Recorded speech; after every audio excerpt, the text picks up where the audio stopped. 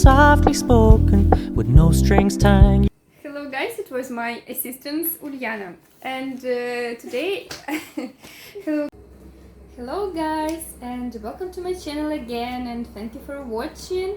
And today's topic is sleeping. Some people think that sleeping is just wasting of their time because they spend almost 1/3 of their life in sleep. But we need sleeping as well as nutrition and the air. What happens during the sleep?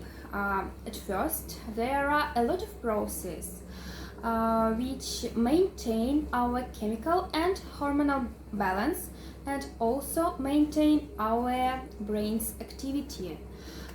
During the slow sleep, there are a lot of hormones, for example, melatonin, testosterone, and growth hormone, which are produced by our body and participated in different processes like recovery, like regeneration of tissues, bones, muscles, and immune system also. During fast sleep, our brain begins to work very actively. All information which entered in our brain during the day is transformed from short-term memory to long-term memory. So for this transformation we need to sleep, and it's especially for people who prepare to exams. They need to sleep just because of this process. Without it, all this information which you try to remember doesn't go into long-term memory. So different scientific researchers showed us that sleep less than 6 hours a day reduce our life, and it increases the risk of early death on 12%. So it's a high percent, I think. And what happens if we have deficiency of sleep? First system which reacts on deficiency is our central nervous system. Central nervous system, it's like a route between neurons, between information. So our nervous system receives information from our inner world, from our body, and from outside world. And after that, this system creates new connection. If there is some sleeping disorders or deficiency, we receive a low concentration, low memory, decreasing of some emotional skills, some problems with the psycho-emotional system. What else? The second system which suffers a lot from deficiency of sleep is our immune system. During the sleep, a lot of cytokines are produced by our cells. These cytokines fight against viruses, bacteria, and so on. Without sleep, our body becomes like a simple prey for all these bacteria, viruses, and other infections. And the good way for increasing your immune system, your immunity, is to sleep enough. What else? The next system which suffers from deficiency of sleep is our respiratory system. At first, it is because of infections, it was of reaction for viruses, bacteria, and so on. And the second, it's a problem with snore during the sleep. In scientific world, it's called like a syndrome of apnea. And so this syndrome decreases the quality of sleep. After a long time of apnea, it can cause high blood pressure, some cardiovascular problem, and so on. The next system which suffers is endocrinological system. So our hormones, for example, deficiency of sleep causes deficiency of growth hormone. And growth hormone is very active hormone in recovery, in regeneration of tissues, muscles, bones, and etc. So if we have a lack of growth hormone, we have a problem with regeneration. What else? I want to say now about about weight. I'm sorry. Because where is the weight and where is sleep? It's a straight link between weight and sleep. You know, in our body there are two hormones which regulates appetite. The first it's a leptin, the second it's a ghrelin. So a high level of leptin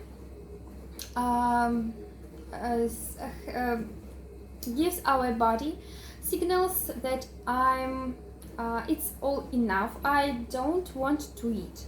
But when we have increasing level of ghrelin, it's a contrary situation. We feel hungry, we want to eat, and scientific researches showed us that the deficiency of sleeping, the sleep less than 6 hours a day, causes increasing of ghrelin, and so the level of leptin decreases, the level of ghrelin increases. After that, of course, it stimulates our appetites and we can become obese. What else? The lack of sleeping causes the high level of cortisol, because for our body it's a stress. The lack of sleep is always stress for our body, and so it's a problem for our adrenal system. And so high cortisol can cause high level of insulin. High level of insulin also has their own consequences, such as, of course, insulin. It's anabolic hormone which try to remain accumulate glucose. They make insulin makes glucose to enter to muscles, liver, and other cells like brain, etc. And what happens? Also, insulin helps to accumulate lipids, proteins, and if to accumulate lipids more and more with the high level of insulin, it can cause insulin resistance and then diabetes and obesity. What else? All these problems, of course, are very important, and also scientific researchers showed us that the deficiency of sleep increases the risk of early death on 12%. How can we influence on our sleep? Maybe we have some problem with falling asleep, we have some disorders or something like that. Or of course, there are some specialists who can help you in this problem, but also you can try to regulate some conditions where you are by yourself. At first, try to go to sleep in the same time every day. It helps your body to create circadian rhythm, and it's more simple to fall asleep in appropriate time. What else? Also to try to exclude physical activity in 2 hours before sleeping. Physical activity activates your nervous system, and your brain becomes to work very intensively. It's not good before sleeping. What else? After you should maybe create some ritual before going to sleep. Some things which are associated with sleep. Maybe some warm bath, after that wearing pajamas, maybe listening to the relaxing music, or meditation which calm down your brain. What else? Try to exclude different sources of blue lights in your life before sleeping.